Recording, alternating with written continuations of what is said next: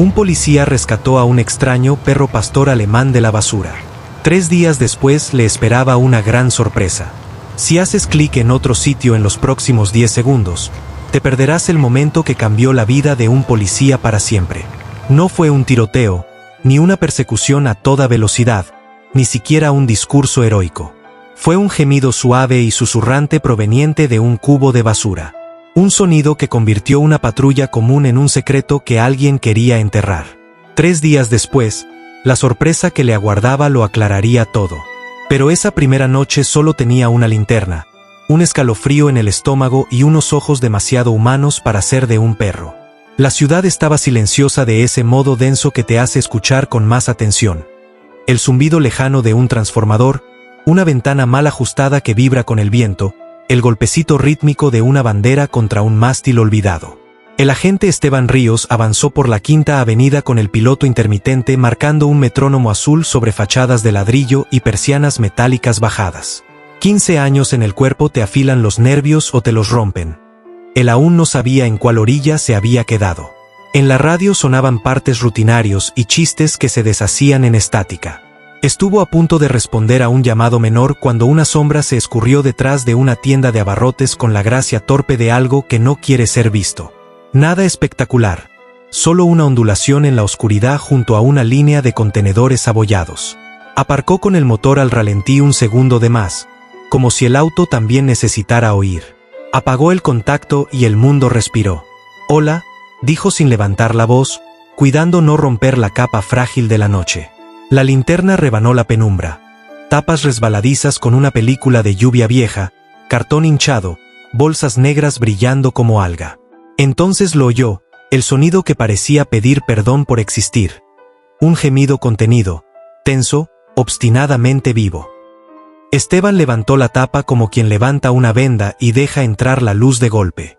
Entre cajas y bolsas se acurrucaba un pastor alemán que parecía dibujado en carbón. Pelaje apelmazado, huesos como líneas rectas empujando la piel, ojos de un ámbar apagado que, sin embargo, sostuvieron la mirada del hombre con una sobriedad que no tenía nada de animal perdido. «Tranquilo, amigo», murmuró. El perro no gruñó, no enseñó los dientes, no suplicó. Solo observó, como si el turno de hablar fuera del otro. De cerca, Esteban vio las cicatrices. Demasiadas. No eran el mapa caótico de la mala suerte de la calle. Eran renglones. Líneas limpias, deliberadas. Intentos repetidos de enseñar dolor. En la radio alguien preguntó si requería control animal. Otra voz joven, con ese filo de arrogancia que dan 6 meses de placa, bromeó con el perro basurero. Esteban bajó el volumen hasta que la voz se volvió un murmullo sin nombre. Metió la mano en el contenedor. El perro se tensó. Esteban probó un siéntate que le salió del músculo, y el perro obedeció como si un cable invisible lo anclara. Cuidado. Ni un parpadeo de más. No era suerte. Era entrenamiento. Necesitas un nombre, dijo, y se oyó raro habitando la palabra. A la luz amarilla notó una película gris sobre el manto, como ceniza sobre brasa viva. «Te la mare brasa». Una oreja se inclinó apenas. No fue entusiasmo, fue reconocimiento. Esa noche, Esteban no durmió del todo. Todo sonido en la sala era una frase que el cuerpo traducía. Uñas rozando madera, un suspiro que pesaba, el crujido contenido de un perro girando con cuidado antes de acomodarse frente a la puerta como un guardián que se asigna el puesto sin esperar órdenes. Sobre la mesa, el resto del collar que había cortado antes, nylon negro, borde nítido. No era de tienda, era un instrumento, algo diseñado para ser visto por ojos que no son humanos. Un rastreador. Alguien había pagado por seguir a Brasa. Alguien había pagado por perderlo. Al amanecer dejó caer una cuchara en la cocina y ese sonido metálico cortó el aire en dos. Brasa se incorporó de golpe, entero en tensión, como si el cuerpo recordara un castigo antes que la mente. Esteban se sentó en el suelo, dejó que el café se enfriara. «Estás a salvo», dijo, y se lo dijo tanto al perro como a sí mismo, porque las palabras, repetidas, a veces ocurren. Tomó fotos, cicatrices, collar, postura. Tomó notas de eso que ninguno de los dos sabía poner en una frase. A mediodía, la lista daba miedo incluso escrita con letra de policía. Cicatrices deliberadas, obediencia de alto nivel, corte limpio de correa rastreable, respuesta de sobresalto al metal, comandos selectivos. Nada de esto es casual. En la comisaría, la puerta del capitán Valdés era una línea cerrada. Ella la miró 3 segundos y se quedó inmóvil de una manera que decía más que cualquier gesto. No son heridas de calle, dijo en voz que no quería ser oída. Son heridas con horario. Esteban Asensio. Y no es un perro callejero. Es un perro instruido. Archiva, murmuró, ya pensando más rápido. Archiva, habla poco. Si hay horario, hay reloj. Y si hay reloj, ya vamos tarde. Esa noche, Brasa volvió a elegir el rectángulo de sombra junto a la puerta del dormitorio, como si el cuerpo recordara oficios que no se olvidan. Esteban escuchó su respiración al otro lado. Revisó con los dedos la cicatriz fina bajo el pelaje del cuello, una raya quirúrgica, más exacta que el pulso. No era pelea, no era alambrada, era extrachona. Le habían quitado algo. Un microchip, pensó, y el pensamiento encajó con un clic que dolía. 3 días después, la vida ya giraba alrededor del perro. Esteban hablaba en voz baja en la cocina como si la casa hubiera aprendido a escucharlo también. Brasa no era ruidoso, pero estaba, una presencia que cerraba espacios. Aún así, había algo que no se dejaba encajar en la caja simple del perro rescatado. Esa mañana, mientras pasaba un cepillo suave por el lomo, encontró la costura bajo el cuello. Demasiado limpia. La historia no era la de un animal extraviado, era la de un expediente hecho cuerpo. La doctora Vega trabajaba en una clínica pequeña que olía a desinfectante y a manos cuidadosas. No preguntó demasiado al recibirlos. Tenía la clase de silencio que aprenden quienes han visto demasiadas cosas verdaderas. Tocó las cicatrices como quien lee en braille una crónica. Esto no es calle, dijo, es patrón. Y aquí, alzando el pelo del cuello, hay un corte que no es improvisado. Es de chip extraído. De los no comerciales. Esteban tragó con la garganta seca. ¿Militar? Vega tardó un segundo en asintir. O fuerzas de orden. He visto antes estos trazos. Y he aprendido a no preguntar más de lo que puedo responder. De regreso, el día lloviznaba en diagonales cortas. El limpiaparabrisas dibujaba semicírculos de mundo habitable y los borraba. El teléfono vibró sin ganas, mensajes que no importaban. En una esquina, una camioneta negra se pegó demasiado. Gyro, Esteban Gyro. Siguió pegada, demasiado exacta. En una intersección bajó la velocidad, la invitó a adelantar. La camioneta se sostuvo un latido y luego aceleró como si quisiera treparle al parachoques. El viejo músculo del entrenamiento tomó el volante y con un giro seco se metió en una callejuela. Frenó y dejó que la inercia hiciera el resto. La camioneta pasó zumbando. Un segundo el mundo fue ruido de caucho, y luego la nada, como si nunca hubiera estado. Llegó a la entrada de su edificio con las manos aún temblándole un poco y con esa certeza que no admite duda. La cuerda al otro lado ya había tirado de vuelta.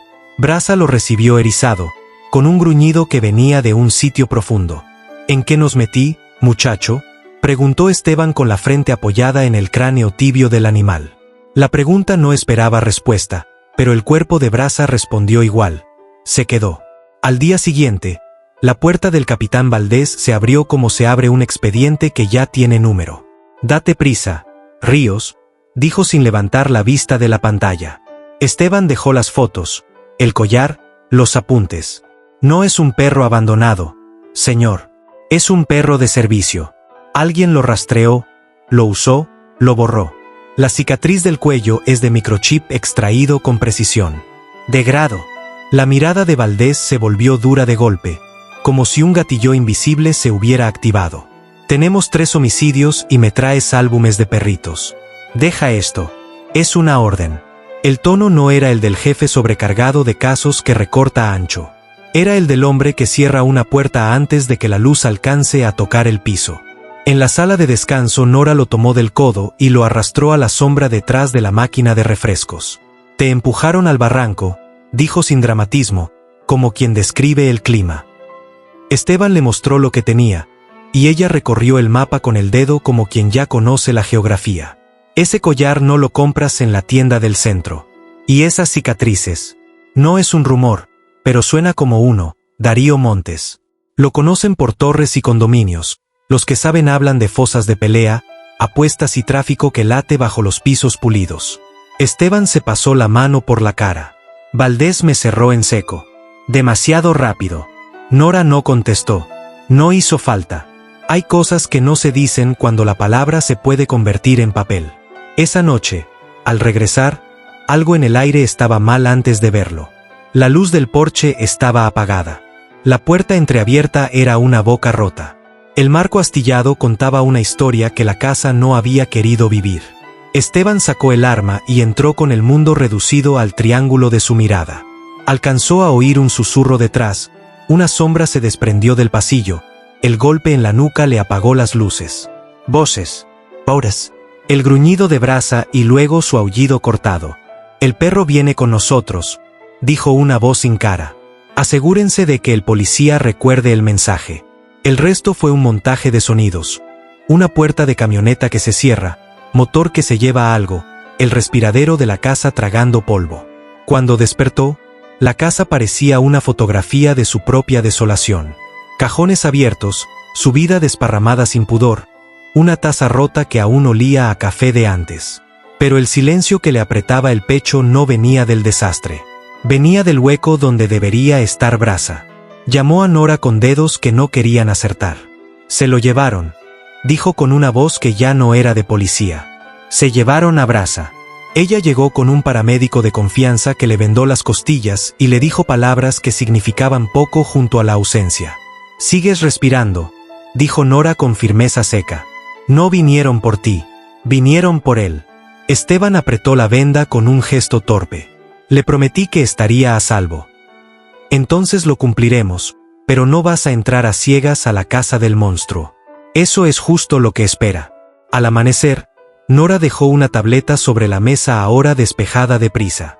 La doctora Vega mandó esto. Al limpiar, encontraron un fragmento que los escáneres comunes no ven. Es un chip militar. Se necesita equipo con otra frecuencia. Si encontramos la lectura, encontramos la historia.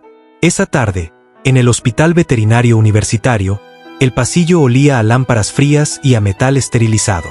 Vega calibró un escáner que zumbaba como una colmena tranquila. Pasó el cabezal por las cicatrices con una atención que parecía una disculpa. La máquina pitó. Listo, dijo en un susurro que parecía miedo. En la pantalla apareció un número de matrícula. Un nombre. Un archivo. Polo. Perro de servicio. Entrenamiento completado hace 2 años. Asignado a un veterano de la Marina en Idaho. Valor estimado, $75,000. Reportado como robado hace 6 meses.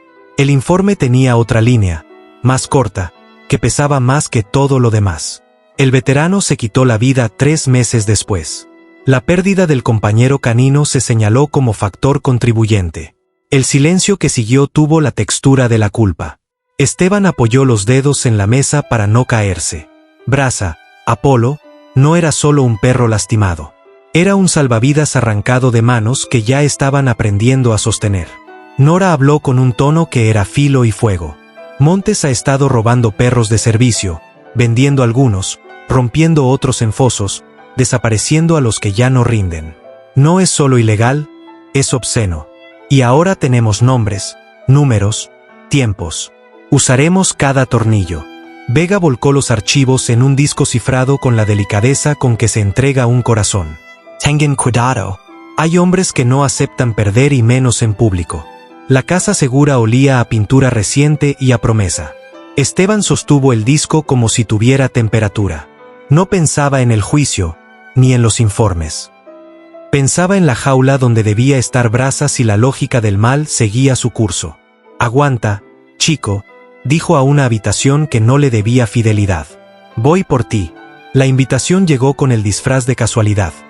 Un número no guardado, una dirección que parecía un error, un rumor con fecha y hora. Los lugares donde se hace dinero con sangre siempre tienen luces que miran hacia adentro. El almacén respiraba húmedo. El aire estaba pesado de humo, apuestas y perfumes costosos intentando cubrir la pestilencia. Hombres con trajes que nunca tocaron un perrito mojado reían con vasos cortos en la mano. Las jaulas vibraban como instrumentos desafinados. Esteban se movió con la sobriedad de alguien que tarda en decidir respirar. La cámara en la corbata coleccionaba pruebas que tenían nombres: contabilidad, cadena de custodia, sentencia. Y entonces, entre todo, el ladrido. No cualquier ladrido. Su ladrido. Una sílaba exacta que le apagó el ruido del resto. Brasa estaba allí, más flaco, más parado, más él. La mirada lo encontró antes que el cuerpo. Esteban dio un paso que ya no dirigía la razón, pero una mano le cayó al hombro con el peso de alguien que se sabe dueño de los segundos. Darío Montes sonrió con la cortesía que se reserva a los funerales de otros. Oficial Ríos, dijo como si brindara, debió dejar las cosas quietas. Los guardias lo arrastraron al centro del foso. La multitud respondió con ese rugido sin palabras que solo tiene una traducción: sangre. Montes alzó el brazo y el circo obedeció. Damas y caballeros, anunció, hoy tenemos función especial, justicia poética. Un Rottweiler enorme entró con el hocico lleno de lecciones que nadie quiso darle. Esteban midió el espacio, las salidas, el aire. No había buen final ahí. Entonces, desde el costado, una puerta reventó contra su cerrojo. Brasa salió como si el cuerpo supiera el camino sin consultarlo con nadie, y se plantó entre el hombre y el perro grande con la determinación fría que tienen los que ya se han levantado otras veces. El silencio cayó como lona. El Rottweiler dudó, atrapado en la cuerda floja entre su entrenamiento y la autoridad de un perro de servicio que no había olvidado lo que era. Brasa sostuvo la mirada, el cuello extendido, las patas clavadas al suelo, y el ladrido que hizo no fue amenaza, fue mandato. Una línea se quebró, algo se dio en el aire, el otro perro bajó la cabeza y reculó un paso que significaba todo. «Bástenos ya», gritó Montes, pero su voz se quebró justo cuando las sirenas, lejanas primero y luego sobre la piel, partieron el mundo. Nora entró con el equipo, reflectores cortando humo y hombres con las manos educadas para detener. Lo que pasó después fue caos con dirección. Invitados derramándose como monedas, guardias sacando armas que se bajan cuando ven otras armas que vienen con papeles. Esteban se zafó como quien recuerda una llave atrasada, llegó hasta la reja, metió el brazo por un hueco que no daba, y los dedos de Brasa buscaron su muñeca como si eso fuera casa. Lo abrió. El perro se pegó a su pierna con el alma y el cuerpo. Montes corrió y corrió su traje caro hasta la puerta equivocada. Esteban lo alcanzó antes de que tocara el aire libre.